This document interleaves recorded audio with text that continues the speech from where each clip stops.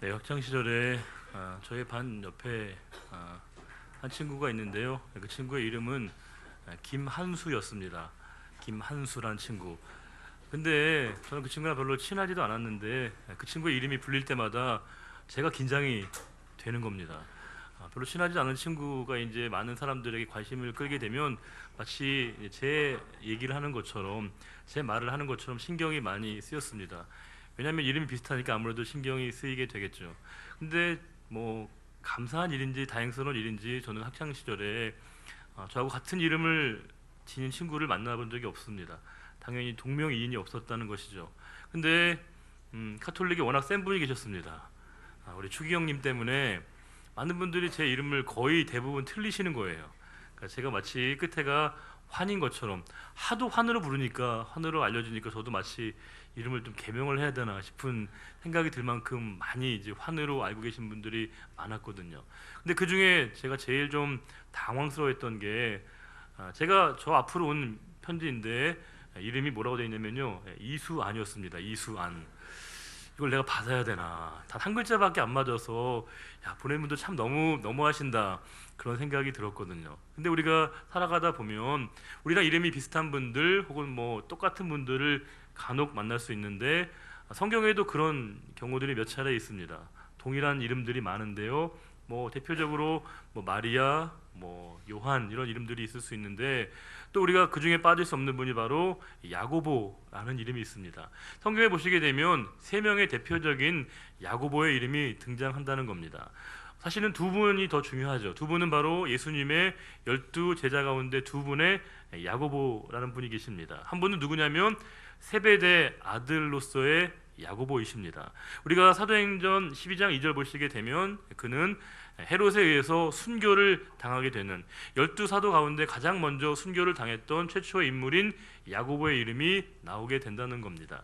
또 한 사람의 이름은 누구냐면요, 알페오의 아들 야고보가 등장합니다. 그런데 이분의 이름과 이분의 기록은 성경에서 거의 많이 등장하지 않고요. 어찌 보면 기록이 상당히 미미한 인물의 야고보가 있습니다. 그런데 이 두 분의 사도 12 제자의 야고보 말고 또 한 분의 중요한 야고보가 등장하는데 그분은 누구냐면 바로 예루살렘 교회 지도자였던 야고보이십니다.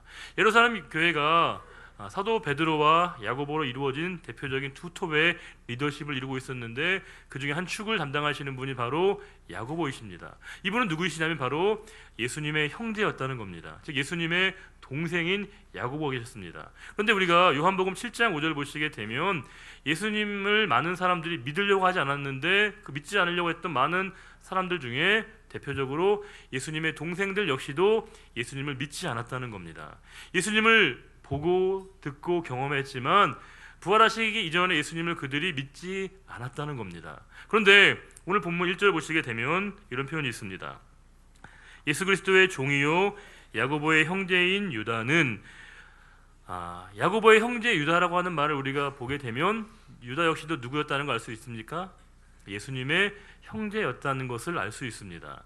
그 전에 그는 예수님을 믿지 않고 따르지 않는 사람이었는데 그가 오늘 1절에 뭐라고 얘기하죠? 나는 예수 그리스도의 종이라고 얘기한다는 겁니다. 예수님 앞에 나를 종이라고 얘기한다는 건 다른 말로 얘기하면 뭐겠어요? 예수님은 나의 구세주로 인정한다는 거 아니겠습니까? 기독교는요, 변화의 종교입니다. 우리가 주님을 만나게 되면 필연적으로 우리의 삶에 변화가 나타나고 변화가 우리에게 수반되게 된다는 것이겠죠. 우리가 예수님을 만났는데 내가 과거의 생각, 과거의 마음, 과거의 일들이 그대로 우리에게 이어지는 것은 불가능합니다. 우리가 흔히 예수님을 만난 이후에 우리의 삶의 존재의 변화를 우리가 흔히 일컬어서 불가역적인 변화라고 얘기합니다. 이것은 뭐냐면 우리는 예수님을 만난 이후에는 그 이전의 상태로 회귀할 수가 없다는 것입니다. 왜냐하면 예수님을 만난 이후에 우리는 구원의 감격과 참된 삶의 의미를 깨달았기에 그 이전의 상태로 돌아가는 것은 불가능하다는 겁니다. 반드시 우리가 주님을 만나면 우리의 삶에 변화가 나타난다는 것이겠죠. 어느 교회에 어느 권사님이 계셨습니다. 근데 이 권사님은 모든 성도님들에게 존경을 받고 모든 일에서 열심을 내시는 권사님이셨습니다. 근데 이 권사님이 너무 모든 면에서 귀감이 되는 분인데 한 가지 아쉬운 게 뭐냐면 이 권사님이 며느리하고 사이가 안 좋았습니다. 며느리하고 늘 다투는 얘기가 성도들에게 많이 알려지게 되었습니다. 너무 며느리하고 사이가 안 좋은, 우리 가끔 여러분 그런 경우 있죠. 믿음 생활은 잘 하시는데 때로는 가족 관계가 좀 어려워지는 케이스가 있는데, 이 권사님이 그런 상황이었습니다. 며느리하고 안 좋은 그 얘기가 담임 목사님에게까지 전해졌습니다. 목사님이 이 권사님을 부르셔가지고요, 권사님에게 좀 당부를 하셨습니다. 권사님, 그러지 마시라고, 사이 좀 좋게 지내시고, 원래 성경의 말씀은 우리가 서로에게 종로로 타라고 하셨는데 섬기는 마음으로 좀 며느님을 잘 좀 이해해 주시라고 했더니, 권사님이 뭐라고 하시냐면, 목사님, 누가 모르냐고, 알고 있는데 내가 워낙 유교식 교육을 받아서 그게 쉽지가 않다고, 그게 참 어렵다고 얘기를 하셨습니다. 그 권사님의 얘기에 대해서 우리 목사님이 정색을 하시면서 나무라셨는데 뭐라고 하셨냐면, 권사님은 공자의 제자입니까? 아니면 예수의 제자입니까? 이렇게 물으셨다는 겁니다. 우리가 유교적 문화권에서 살아오게 되면 그 이전의 습성과 모습이 우리에게 충분히 남아있을 수 있죠. 그러나 우리가 주님을 만난 이후에도 그 전의 모습과 생각이 우리에게 동일하게 나타난다는 것은 심각하게 내가 예수 그리스도를 만난 경험이 있는지를 생각해 볼 필요가 있다는 겁니다. 오늘 유다는 예수 그리스도를 인격적으로 만난 이후에, 부활하신 예수 그리스도를 만난 이후에 그의 삶에 완전한 변화가 나타나서 단순히 예수님을 그의 형제로 이해하는 것이 아니라 그분을 나의 삶의 구세주로 영접하는 놀라운 변화가 나타났음을 이 한 단어 가운데 표현하고 있다는 겁니다. 그가 1절에 이렇게 얘기합니다. 같이 한번 읽어보겠습니다. 예수 그리스도의 종이요 야고보의 형제인 유다는 부르심을 받은 자 곧 하나님 안에서 사랑을 얻고 예수 그리스도를 위하여 지키심을 받은 자들에게 편지하노라. 여기에서 예수 그리스도를 위하여라고 되어 있는데 원문을 보게 되면 이 위하여에 해당하는 그런 전치사가 없습니다. 그 뭐냐면 이 말씀을 원문 그대로 해석하는 가장 중요한 길은 뭐냐면 예수 그리스도 안에서, 예수 그리스도에 의해서라고 번역하는 게 합당하다라고 신학자들은 이야기합니다. 그 말은 뭐냐면 우리를 지키시는 자가 누구인가? 라고 묻는 것입니다. 우리는 우리의 삶의 자리 가운데 수없이 우리가 소중하고 귀하게 여기는 것들을 지키기 위해서 애를 쓴다는 겁니다. 그런데 우리가 소중한 것을 지켜주시는 분이 누구이신가를 우리들에게 묻고 있는 겁니다. 성도는 하나님이 지켜주시는 것만 지켜질 수 있는 겁니다. 하나님이 우리에게 붙들어 주시는 것만 우리에게 온전하게 남아있을 수 있는 겁니다. 우리가 많은 노력을 하고 많은 우리가 여러 가지 애를 쓰지만 하나님이 지켜주시지 않는 것이 우리에게 남아있을 수 없는 것이겠죠. 우리가 우리의 물질은 은행권이 우리에게 지켜주는 게 아닙니다. 맡겨야겠지만 근본적으로 우리의 모든 재물을 지켜주시는 분은 바로 하나님이신 것이겠죠. 우리의 건강은 병원에 있는 의사분들이 우리에게 도움을 주기도 하지만 근본적으로 우리의 건강을 책임지시고 지키실 분은 바로 하나님이시라는 겁니다. 우리의 생명은 보험회사가 우리에게 지켜주는 게 아니라 뭐예요? 영원한 생명 대신 그분이 우리의 생명을 지켜주실 때만이 우리의 삶에 가치 있는 것들이 지켜진다라고 하는 것입니다. 많은 부모님들이 자녀들 때문에 소가리를 하는 분들이 많습니다. 말을 안 듣죠. 힘듭니다. 근데 우리가 분명하게 생각해야 될 것은 우리가 우리의 자녀를 지킬 수 없다는 것입니다. 우리가 우리의 육신의 부모이고 우리가 보호자인 것은 맞지만 우리의 자녀들의 영원한 삶의 보호자는 바로 하나님이시라는 것이죠. 하나님이 우리의 자녀를 지켜주실 때 우리가 그 믿음을 가지고 온전하게 마음의 평안을 누릴 수 있는 겁니다. 일거수일투족을 24시간을 자녀를 감시한다고 하더라도 우리 마음의 평안을 얻을 수는 없습니다. 그러나 우리의 자녀를 하나님이 온전히 책임지시고 인도하실 것을 내가 믿는 그 믿음 안에서 우리는 하나님 주시는 마음의 평안함을 얻는 것이고, 오늘 말씀 속에는 우리의 모든 존재를 궁극적으로 책임져 주시는 분이 바로 하나님이시라고 하는 것을 우리들에게 일러주고 있습니다. 유다서의 말씀을 우리가 흔히 일반 서신이라고 부르고 있습니다. 또 다른 말로 얘기하면 공동서신이라고 부르고 있다는 거죠. 일반 서신과 공동서신은 같은 말인데 이게 어떤 의미를 담고 있냐면 사도 바울의 많은 편지는 수신자가 특정되어 있었습니다. 예컨대 로마서라고 하면 누구에게 보낸 편지겠습니까? 사도 바울이 로마에 있는 교회 성도들에게 보낸 편지이고요. 갈라디아서는요, 갈라디아에 있는 성도들에게 보낸 편지인데 오늘 이 유다서는 편지를 받는 사람이 특정되어 있지 않다는 것은 뭐겠어요? 모든 누구에게나 이 편지가 해당된다는 것이고, 이 편지는 회람의 성격을 띠고 있어서 모든 사람들이 이 말씀을 읽고 묵상해야 될 중요한 필요성이 있는 말씀이라고 하는 것을 담아내고 있습니다. 그 말씀 가운데 유다가 긍휼과 평강과 사랑이 너희에게 많을지어다라고 하는 안부를 전하고 3절에 이렇게 얘기한다는 겁니다. 3절을 같이 한번 읽어보겠습니다. 사랑하는 자들아, 우리가 일반으로 받은 구원에 관하여 내가 너희에게 편지하려는 생각이 간절하던 차에 성도에게 단번에 주신 믿음의 도를 위하여 힘써 싸우라는 편지로 너희를 권하여야 할 필요를 느꼈노니. 사도들은 늘 성도들을 지칭할 때 항상 부르는 말이 뭐였어요? 사랑하는 자들아, 사랑하는 자들아. 이게 평범한 고백이 아니라는 거죠. 이 모든 짧은 말 속에 교회가 무엇인가, 성도가 무엇인가가 드러나게 된다는 겁니다. 우리는 어느새부터 내 마음에 사랑이 식어지고 무덤덤하게 신앙생활하는 것을 우리가 마치 당연한 것처럼, 원래 신앙은 그런 것처럼 우리가 이해하는데 그렇지 않다는 거예요. 우리가 요한계시록 보시게 되면 7개의 교회 중에 에베소 교회가 주님의 책망을 받은 단 한 가지 이유가 있습니다.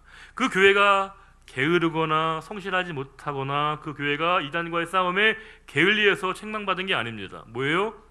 그렇죠. 첫사랑을 잃어버렸을 때, 왜냐하면 사랑을 잃어버린 교회에게 촛대를 옮기신다는 겁니다. 촛대를 옮기신다는 게 뭐겠어요? 교회로 인정하지 않으시겠다고 하거든요. 사랑을 잃어버린 교회는 교회가 아닌 것이고요, 사랑을 잃어버린 성도는 성도가 아니라고 하는 준엄한 말씀이 우리 가운데 담겨져 있다는 겁니다. 사랑은 내가 이해되고 내가 포용 가능한 상황만을 내가 받아들이는 것이 아니라 내 안에 구원의 참된 감격을 허락하신 그리스도의 사랑으로 말미암아 온전하게 사랑의 공동체가 되는 것, 그것이야말로 하나님께서 교회를 부르시고 성도를 택하신 이유라고 하는 것을 이 말씀 가운데 담아내고 있다라고 하는 겁니다. 우리는 내 마음 안에 이 사랑이 식어진 것을 별로 그렇게 우리가 심각하지 않게 생각할 때가 많습니다. 마치 우리가 늘 신앙생활은 그렇게 했던 것처럼 생각하는데 그렇지 않다는 거예요. 우리가 진정한 교회라고 한다면, 참된 하나님의 교회라고 한다면요, 우리 안에 반드시 하나님의 사랑이 필요한 것이고, 하나님의 사랑이 느껴지는 공동체야말로 진정한 하나님이 택하여 불러주신 하나님의 교회라고 하는 겁니다. 여름에 왜 따뜻해요? 겨울에 왜 추운 이유가 뭐죠? 겨울에 왜 추워요? 여름에 왜 덥고요? 여러분의 표정이 질문 같지도 않은 질문을 하나, 이런 표정이신 것 같은데 생각해 보세요. 여름이 따뜻하고 여름이 더운 이유는 뭐죠? 그만큼 지구가 태양에 조금 가까이 가 있는 거죠. 차가운 이유는 뭐겠어요? 추운 이유는 멀어져 있는 것이죠. 우리가 사랑이 식어버린 이유는 내가 그만큼 주님과의 거리를 생각해야 된다는 겁니다. 주님과의 거리가 가까워지면 반드시 우리 안에 사랑의 온기로 채워지게 된다는 겁니다. 우리가 사랑이 우리에게 식어지고 우리가 냉랭해진다는 것을 우리가 심각하게 여겨야 되는 건 뭐냐면, 그것은 내가 주님과의 영적 거리가 어떠한 것인가를 말해주는 척도이기에 우리가 내 안에 사랑이 어떠한 것인가는 끊임없이 우리가 생각해 봐야 되는 것이고, 이 유다도 역시 사랑하는 자들아라고 부르고 있다는 겁니다. 그러면서 원래 이 유다가 편지를 보내는 이유가 좀 달라졌음을 이야기하고 있습니다. 3절을 잘 보시면 아시겠지만, 원래는 구원에 관한 일반적인 말씀, 일반적인 구원에 관한 말씀을 전하려고 했는데 상황이 급변해서 어떤 말씀을 주고 있냐면 믿음의 도를 위하여 힘써 싸우라는 말씀을 주고 있다는 겁니다. 국면이 달라졌다는 거예요. 교회에 어려움이 가중되어졌는데 그 이유는 뭐냐면 바로 초기 형태의 영지주의자들이 교회에 침입하게 되었다는 겁니다. 그만큼 초대교회의 이 영지주의자들이 얼마나 교회를 흔들어 놓았는지를 알 수 있다는 것이죠. 이 영지주의자들의 침투로 말미암아 교회가 심각한 위기에 봉착하게 되어졌을 때 너희가 믿음의 싸움을 잘 싸워가라고 그들을 격려하고 독려하고 위로하는 말씀을 주고 있다는 겁니다. 4절을 보시게 되면 이는 가만히 뭐예요? 들어온 사람 몇이 있습니다. 교회 안에, 성도들 안에 몇몇의 사람들이 들어와서 기독교의 진리를 흐려놓게 되었다는 겁니다. 교회의 위기가 뭐죠? 현대 교회의 위기가 뭐예요? 교인 수가 작아서 문제인가요? 교인 수가 줄어드는 게 문제인가요? 예산이 적어지는 게 문제인가요? 교회가 하는 이 사업과 사역이 적어져서 문제인가요? 그렇지 않습니다. 현대 교회의 가장 큰 위기는요, 진리가 진리로 인정되지 못하고 있다는 겁니다. 진리와 비진리의 경계선이 모호해지고 있다는 겁니다. 점점 사람들이, 이 기독교가 점점 우리 안에 부끄러워지고 있다는 겁니다. 우리가 예전에 교회는 면죄부를 발부했는데 현대 교회는 면벌부를 발부하고 있습니다. 나는 이미 구원의 확신을 받았고 하나님의 은혜 안에 있었기 때문에, 하나님의 영원한 자녀이기 때문에 나에게 하나님의 징벌과 책망과 심판이 마치 없는 것처럼 여기고 있다는 겁니다. 그렇지 않죠. 성도는 하나님이 주시는 이 말씀 안에서 내 삶을 늘 돌아보는 것이고, 내 삶의 위치를 늘 하나님 말씀 안에서 점검하는 삶을 살아야 되는데, 우리가 은연중에 이 잘못 들어온 사람들로 말미암아 교회 안에 침투한 그 사람들이 기독교의 진리를 희석화해서 성도들의 믿음이 근본적으로 흔들리게 된 이 상황 가운데 유다는 안타까운 마음을 가지고 성도들을 깨우는 말씀을 주고 있다는 겁니다. 5절을 읽어보겠습니다. 5절입니다. 너희가 본래 모든 사실을 알고 있으나 내가 너희로 다시 생각나게 하고자 하노라. 주께서 백성을 애굽에서 구원하여 내시고 후에 믿지 아니하 멸하셨으며, 이 가만히 들어온 자들을 구약의 예를 들어서 표현하고 있는데, 하나는 뭐냐면요, 광야에서 하나님을 배반했던 이스라엘 백성들을 예로 들고 있고요, 또 하나는 뭐냐면 이렇게 배교한 타락한 천사들의 내용이 6절에 있고요, 7절에는 소돔과 고모라의 백성들을 예로 들고 있다는 겁니다. 몇 가지로 우리가 표현하고 있지만 이들의 삶을 우리가 한 가지로 정리하면 뭐겠어요? 다 불순종하는 교만한 자들이었다는 겁니다. 교만이 진짜 무서운 게 뭐죠? 교만은 브레이크가 없다는 거예요. 교만은 천정이 없다는 겁니다. 교만한 사람의 문제는 뭐냐면요, 하나님의 말씀마저도 상대화시킵니다. 모든 하나님의 말씀을 나에게 주시는 말씀으로 받아들이고 그 말씀 앞에 서야 되는데, 그 말씀의 적용의 대상으로 자기 자신을 제외하게 되는 겁니다. 하나님 말씀마저도 말씀으로 받아들이지 않게 되어졌을 때 그 말씀 앞에 온전히 서지 못하는 그 모습은 자기만이 타락하고 멸망당하는 것이 아니라 다른 사람에게까지 영향을 미치게 된다는 겁니다. 우리 5절을 보시게 되면 이스라엘 백성들이 출애굽했습니다. 구원을 얻었습니다. 그런데 뭐예요? 그들이 후에 하나님을 떠남으로 말미암아 하나님께서 믿지 아니하는 자들을 멸망시켰다는 말은 우리에게 굉장한 준엄한 책망의 말씀이 되는 것이죠. 우리는 마치 늘 하나님의 구원이 우리에게 보장되었고, 우리는 늘 하나님의 자녀이고, 하나님의 보호하심과 인도하심 우리에게 언제나 있을 것일 것처럼 생각하고 얘기하는데, 이스라엘 백성들이 구원받았지만, 출애굽했지만 하나님의 백성답게 살지 않았을 때 얼마든지 하나님의 멸망을 받았다는 것을 하나님 우리에게 분명하게 말씀하고 있다는 겁니다. 우리가 분명히 하나님의 은혜 가운데 있다는 것은 하나님 말씀 앞에 거하고 하나님의 뜻 가운데 있을 때 우리가 하나님의 구원의 자리에 있는 것이고요, 우리가 하나님의 뜻을 거부하고 우리가 교만하고 불순종하게 되면 이와 같은 똑같은 자리에 서게 될 수 있는 가능성이 우리 모두에게 열려져 있다는 것을 말씀하고 있습니다. 그러면서 10절에 이렇게 얘기하고 있습니다. 이 사람들은 무엇이든지 그 알지 못하는 것을 비방하는도다. 또 그들은 이성 없는 짐승같이 본능으로 아는 그것으로 멸망하느니라. 화 있을진저 이 사람들이여 가인의 길에 행하였으며 삭슬 위하여 발람의 어그러진 길로 몰려갔으며 고라의 패역을 따라 멸망을 받았도다. 우리가 구원의 확신을 갖는 건 참 좋지만, 때로 이 구원의 확신이 마치 내가 하나님 앞에 행해야 될 책임과 사명을 우리가 마치 방기하는 것으로 여겨서는 곤란하다는 것이죠. 제가 예전에 사역하던 교회가 이제 까치산역 근처에 있었던 교회가 있었는데요, 그 지하철역에서 나오게 되면 가까운 곳에 이제 건물 하나가 있었거든요. 근데 건물에 보게 되면 이제 건물에 이제 상가에 있는 건물이긴 하지만요, 아주 좋은 건물이었는데 그 건물이 이제 용도가 바뀐 게 느껴졌습니다. 왜냐하면 간판이 바뀌었거든요. 근데 예전에 있던 건물이 짐작케 하는 것이었습니다. 뭐냐면요, 거기가 예전에 십자가 있는 종탑이 있는 게 보이는 겁니다. 그런데 십자가는 떼어지게 되고요, 거기에 또 다른 하나의 간판이 덧붙여졌습니다. 거기 뭐냐면 암흑의 산부인과가 들어서는 거였습니다. 근데 그걸 보는데 마음이 참 이렇게 묘한 느낌이 드는 거예요. 물론 우리가 좋게 해석하자면 교회도 생명을 낳는 곳이고 산부인과도 생명을 낳는 곳이기 때문에 우리가 한자면 이해할 수 있겠지만, 우리가 교회로서의 생명을 낳지 못하게 될 때, 말씀대로 행하지 못하게 될 때 우리에게 행하시는 하나님의 뜻이 무엇인가를 우리에게 듣게 된다는 겁니다. 이 말씀 보시게 되면 이 멸망받을 자들, 이성 없는 자들을 구약의 세 가지 사례로 설명하고 있는데, 하나는 뭐예요?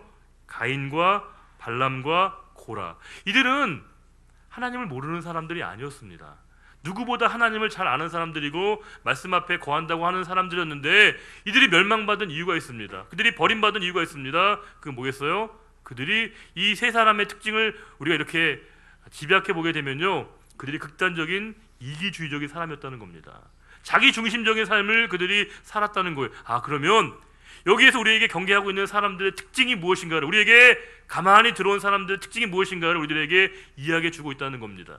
자기 중심적인 사람. 우리가 반대로 하나님의 구원과 은혜를 받았다는 것은 무엇으로 설명할 수 있냐면요, 우리 안에 이타적인 속성이 드러나게 된다는 거예요. 말도 안 되는 것 같지만요, 다른 사람이 잘 되는 게 기뻐요. 다른 사람의 행복이 우리에게 기쁨이 되어져요.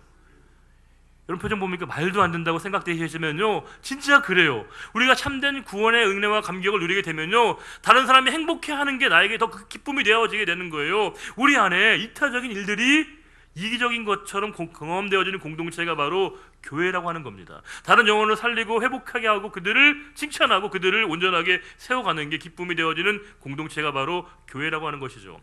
예전에 목사님들이 전가의 보도처럼 자주 하시던 말씀이 있습니다. 뭐냐면 목사에게 대적하면 하나님이 징계하신다고, 목사에게 맞서면 하나님이 용서하지 않으신다는 말씀들을 많이 하셨습니다. 저는 목사지만 그건 다분히 공갈이고요, 협박에 가깝습니다.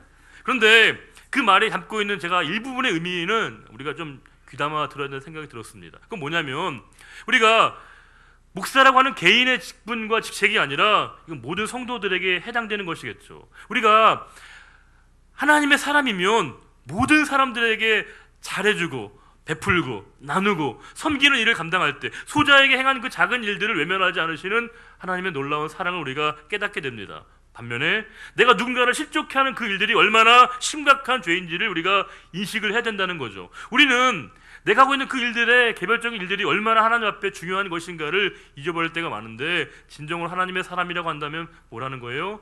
내가 누군가에게 더 그 사람들을 행복하게 해주고 싶은 마음에 열망을 갖는 사람들이라고 이 하나님의 대척점에 서 있던 사람들과 대비해서 말씀을 주고 있다는 겁니다. 그러면서 우리 16절에 그들의 특징을 이렇게 얘기하고 있습니다. 같이 한번 읽어볼까요? 16절에 이 사람들은 원망하는 자며 불만을 토하는 자며 그 정욕대로 행하는 자라.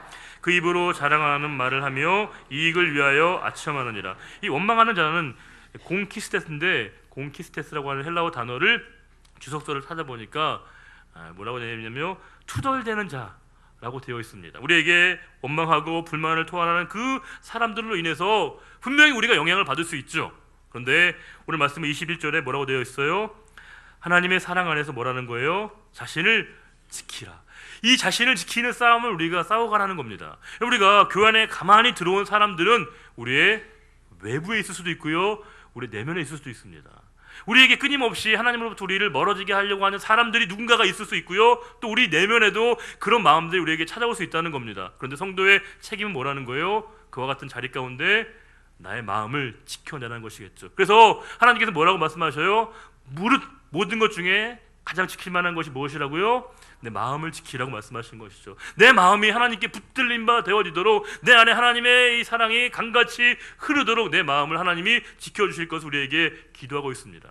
우리가 어떤 분들은요, 점점 신앙생활하면서 믿음으로 물드는 분이 계셔요. 너무 좋은 거죠. 또 어떤 분들은요, 믿음이 점점 물이 빠지는 분이 계셔요. 청바지는 물이 빠져도 쓸 수 있지만요, 믿음이 빠지는 건 쓸 데가 없습니다.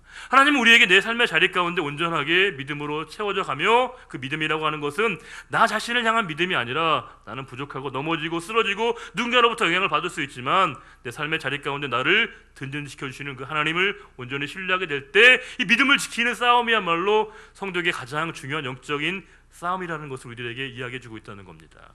누군가 분명히 우리에게 임팩트를 가할 수 있습니다. 내 마음에 그런 마음이 생길 수 있어요. 그러나 성도는 그것을 지켜내야 됩니다. 분명히 우리에게 영향을 주는 사람이 있지만, 내 마음에 영향이 생기지만 그것으로 인해서 내 영혼의 중심이 흔들리는 것은 하나님이 원하시는 바가 아니라는 것이겠죠. 그래서 우리에게 21절에 하나님의 사랑 안에서 자신을 지키며 어떻게 해요? 영생에 이르도록 우리 주 예수 그리스도의 긍휼을 기다리라고, 우리에게 긍휼을 베풀어 주실 주님을 바라보도록 말씀하고 있습니다. 우리에게 이 모든 싸움을 싸우게 하시는 주님을 바라보면서 그 주님과 함께할 때 우리가 이 믿음의 선한 싸움을 이길 수 있음을 이 유다서는 우리들에게 이야기해 주고 있는 것이며, 마지막 우리가 다시금 24절과 25절을 읽으면서 우리에게 다시금 선하게 하시고 인도하시고 우리를 영혼까지 인도하시는 그분께 대한 감사와 찬양의 고백으로 우리 24절과 25절을 같이 한번 읽도록 하겠습니다. 능히 너희를 보호하사 거침이 없게 하시고 너희로 그 영광 앞에 흠이 없이 기쁨으로 서게 하실리, 곧 우리 구주 홀로 하나이신 하나님께 우리 주 예수 그리스도로 말미암아 영광과 위엄과 권력과 권세가 영원 전부터 이제와 영원토록 있을지어다. 아멘. 아버지 하나님 감사합니다. 우리를 구원의 길로 인도하시는 주님, 우리가 사람으로 인해서 낙심하고 또 때로는 마음이 어려워지게 되고 또 내 마음에 생겨난 이 불편한 감정 때문에 내 믿음이 흔들릴 때가 있습니다. 주님, 우리의 믿음을 지켜 주옵소서. 주님이 부르시는 그날까지 이 믿음의 선한 싸움을 싸워가게 하시고 우리가 온전히 믿고 신뢰할 분은 바로 주님밖에 없습니다. 주님을 믿기에, 주님을 신뢰하기에 이 믿음의 길에 저희가 당당히 담대하게 나아갈 때 주께서 저희들을 도우시고 보호하셔서 주님이 우리를 선하게 부르시는 그날까지 언제나 이 땅 가운데 믿음으로 승리할 수 있는 우리 모두가 되기를 바라오며 언제나 우리의 삶을 인도해 주시는 우리 주님 예수 그리스도의 이름으로 축복하며 기도드리옵나이다. 아멘. 예, 다 같이 일어나셔서 찬송가 270장 함께 찬송하겠습니다.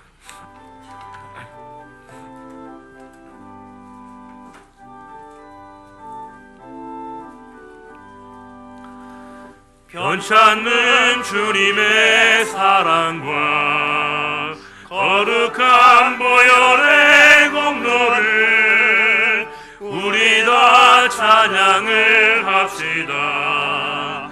주님을 만나볼 때까지 예수는 우리를 깨끗게 하시는 주시니 그의 피 우리를 눈보다 더 희게 하셨네. 우리를 깨끗게 한 피는 무궁한 생명의 물일세. 생명의 구원을 받은 자 하나님 찬양을 합시다. 예수는 우리를 깨끗게 하시는 주시니 그의 피 우리를 눈보다 더 희게 하셨네.